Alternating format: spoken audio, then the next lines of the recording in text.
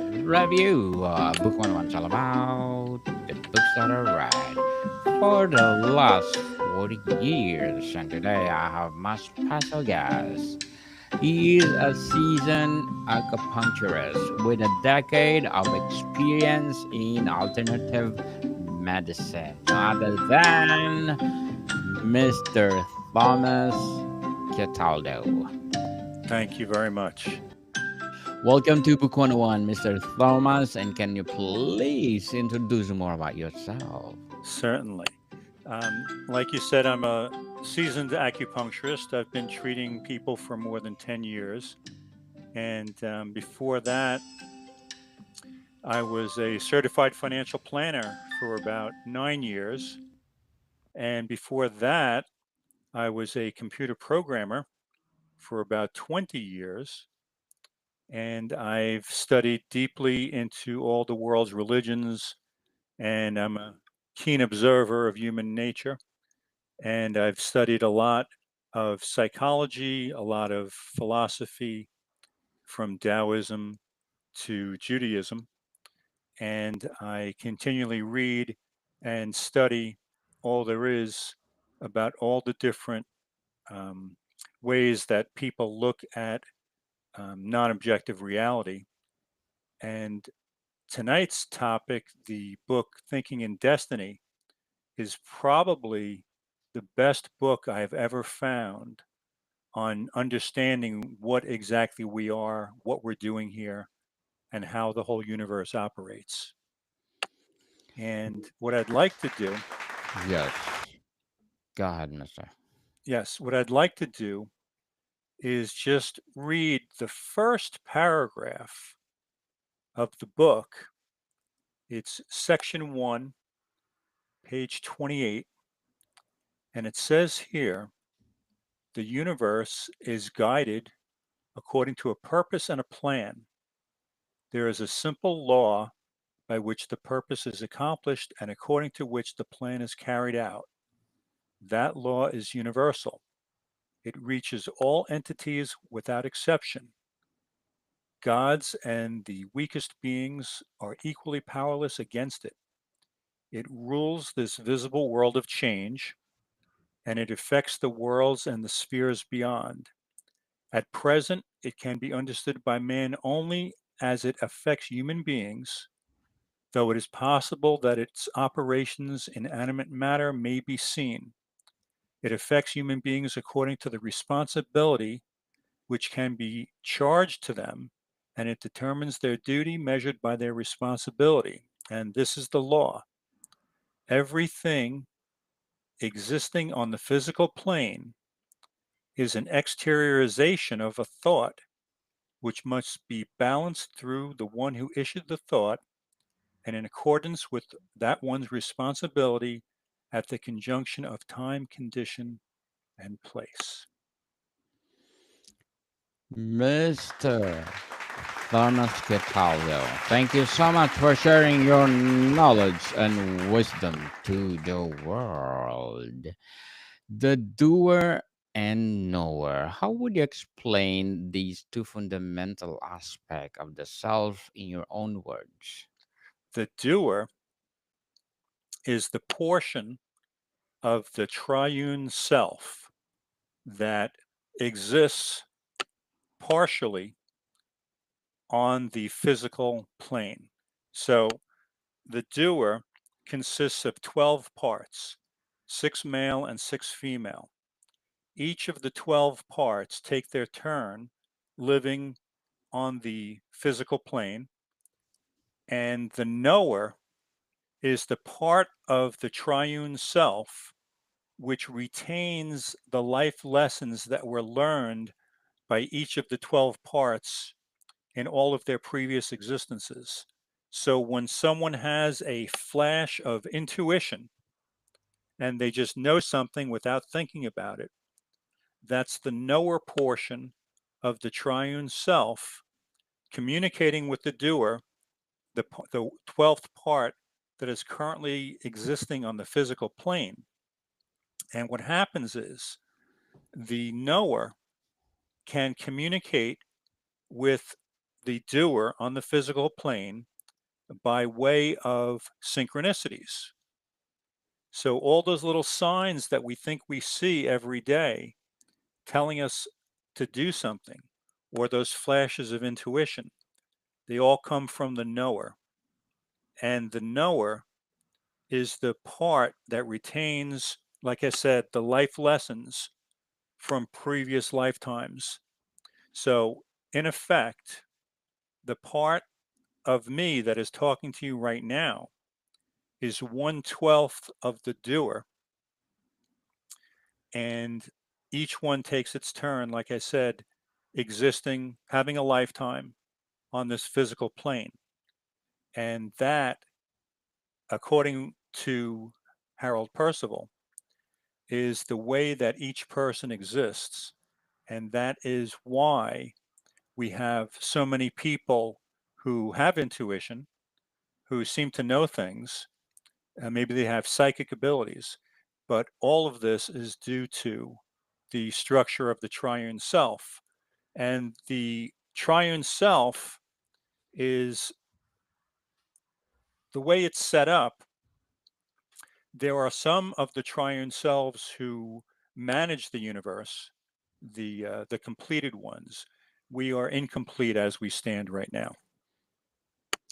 Mr. Thomas, what role does the light play in Percival's cosmology? The light, the light of consciousness.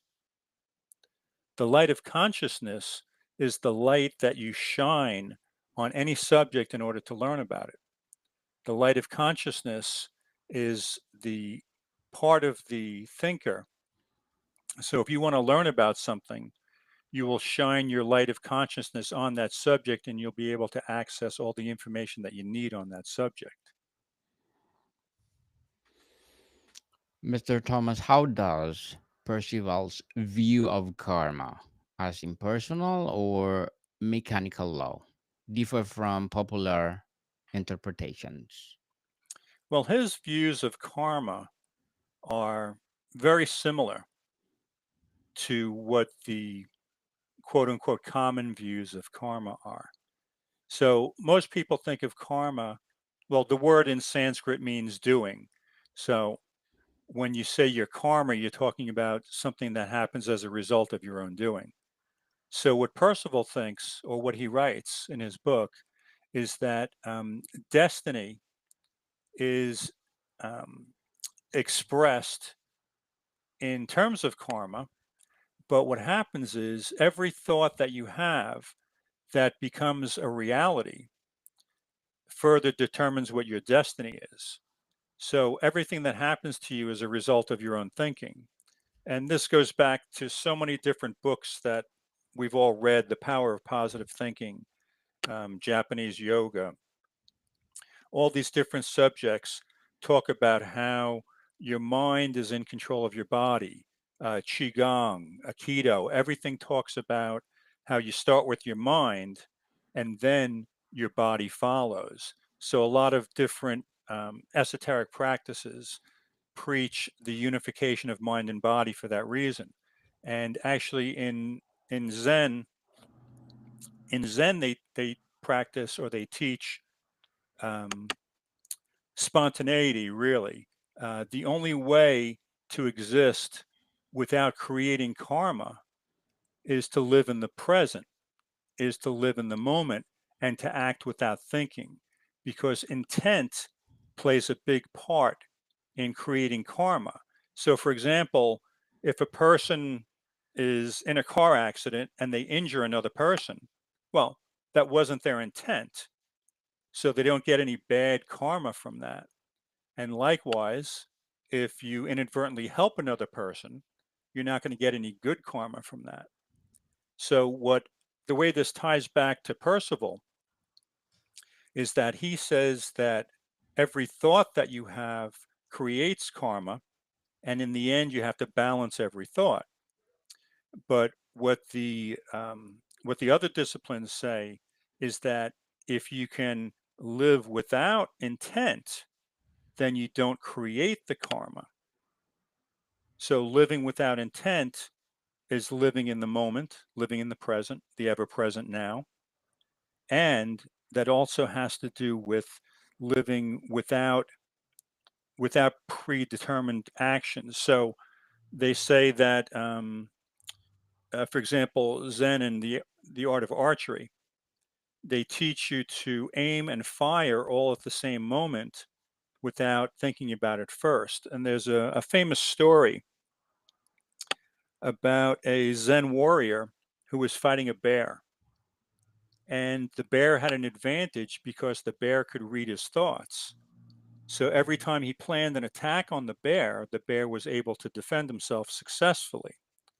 And the only way he was able to defeat the bear would be if he would strike at the same moment that he thought about where he was going to strike. That way, there was no intent behind his actions. Percival emphasizes the critical moment before truth crystallizes. How can one become aware of this moment? Before truth crystallizes, Yes. that part I'm not familiar with, but I believe that what happens is that we all live through uh, moments of tiny enlightenment. We don't reach enlightenment, some of us all at once. Some of us do it incrementally.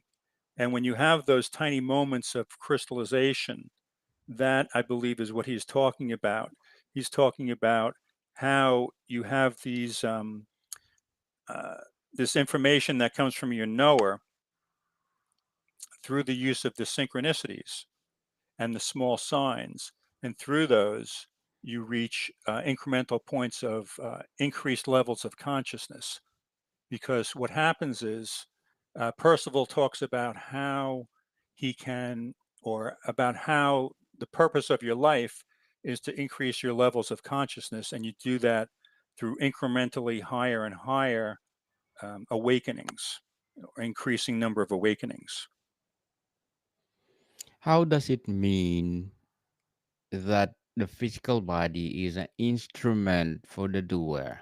And how does this perspective change your relationship to your body? Well, in order to change, you need to exist, at least a portion of you, 1/12 of the doer, needs to exist in a realm where change is possible. Now, most of the beings that govern the universe exist in a realm of permanence. So, in order to increase your level of consciousness, you need to exist in a realm of change. And that's created here. So, the body is created within the realm of change. And when the body is created within the realm of change, it allows you to interact with other consciousness. And every time you interact with another consciousness, you're changing. So the only way to increase your level of consciousness is through interaction with other consciousness. And you have to do it within a realm that permits change. So we live in a realm of impermanence, which is also, the Taoists also make this point. And when you accept the fact that your soul is not a static entity, but an ever changing one, then what happens is you're able to increase your level of consciousness. So your body, um, which is, as Percival says, parts of it, your senses, are conscious of their function. They're conscious as their function, but not of their function. So your filter, so to speak, your filter for the realm of change is extremely tight. So the event stream that presents itself is, you're only able to see a small portion of it because you're only looking at what's right in front of you. So the event stream, which is created by every consciousness that's existing in the realm of change, you can see that if you go astral projecting, if you have out of body experiences. One of the reasons those experiences are so confusing is because you're looking at all the different thoughts that people have before they become reality. So this is why people like remote viewers and tarot card readers and anybody that does any kind of psychic work, um, they're able to narrow their filter a little bit so that they're not looking at the entire event stream, and they're able to see things that they can target in the future. Whereas an individual can only see what's given to them by their five senses, or you could say four. So what happens is the body is what allows a consciousness to exist in a realm of change and thereby help that consciousness to evolve to a higher level, which is the whole purpose of being here. Mr. Thomas, as a seasoned acupuncturist with decade of experience in alternative medicine, what are your short-term and long-term goals? To help as many people as possible and free them from pain, and to help people to see that they are in control of their own health and they can achieve near perfect or perfect health with a lot less effort than what they think is required. Good luck to your goals, Mr. Thomas. And what will your piece of advice for those people out there want to be acupuncturists like you? Um, it takes a lot of time and a lot of dedication. It's not easy. When I was in acupuncture college, um, probably half the people dropped out before even finishing.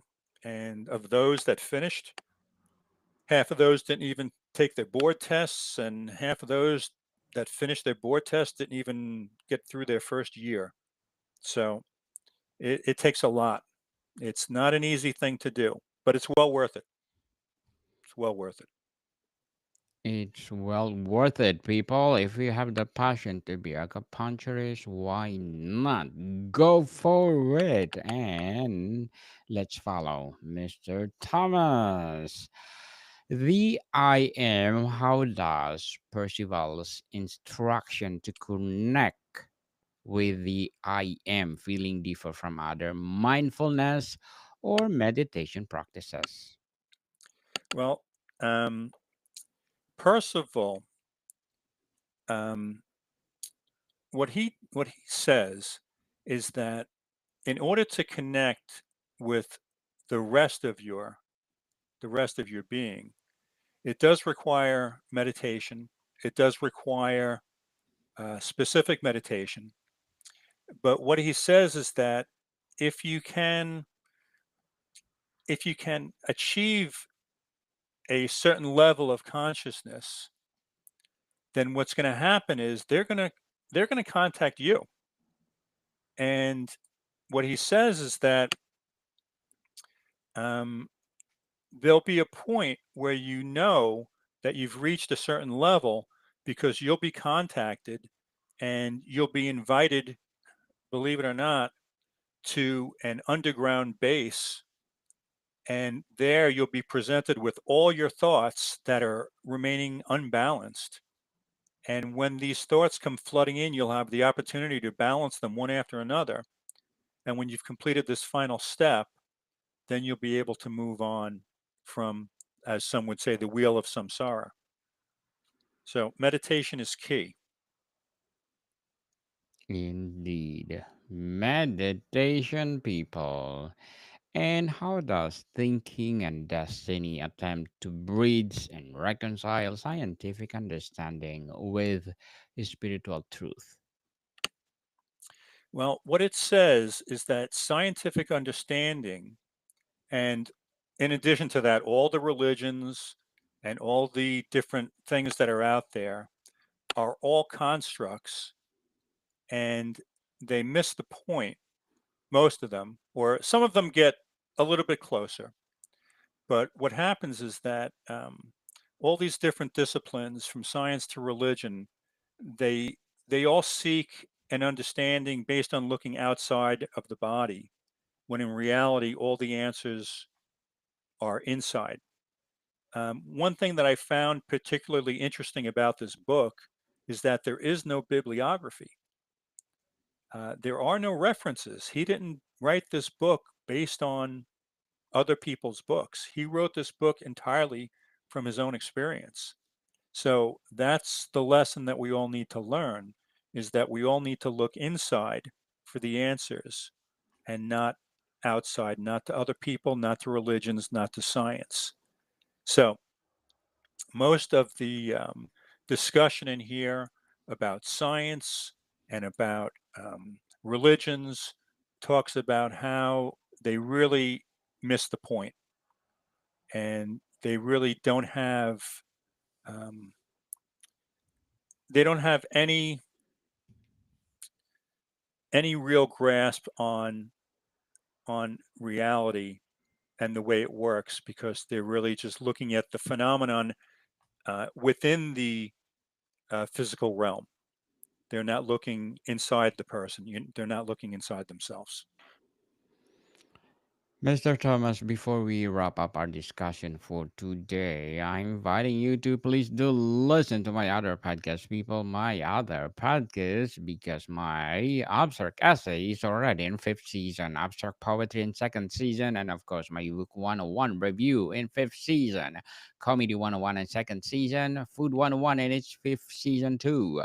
Geography 101 in its fourth season, and my Law 101 and Mental Health 101. It's my baby podcast. Love Letters in third season, and Movie 101 Review and Music 101 in its fourth season. Science 101 and Sex 101 in its first season. Please listen to them wherever you listen your podcast. Mr. Thomas, what's one fundamental shift in perspective or understanding you're taking away from this book that feels truly lasting? The one thing that I really found interesting was how he described the journey after death.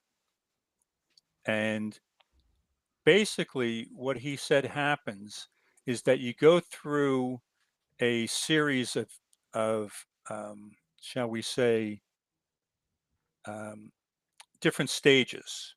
Okay. And what happens is um, you you burn off everything that happened to you in this life, and what's left is a single pearl drop of intuition. And that single pearl drop of of what you learned in this life adds to what your knower now has available. And when you enter your next life after a number of years, then all that intuition, all that learning from this life will be available to you again. Mr. Thomas Cataldo, thank you so much for sharing your wisdom and knowledge to the world. So, can you please invite our listeners to support your business itself? The only way that I would want people to help support is if they're in the area and they want acupuncture, they can send me an email, or if they have a question, they can send me an email at goldentouchacupuncture@gmail.com. Yes, people, let's support Mr. Thomas Cataldo, because if you support him, more and more and more empowering acupuncture to come. So, Mr. Thomas, thank you so much for your time. Thank you. It was a pleasure. Bodycom people, see you soon.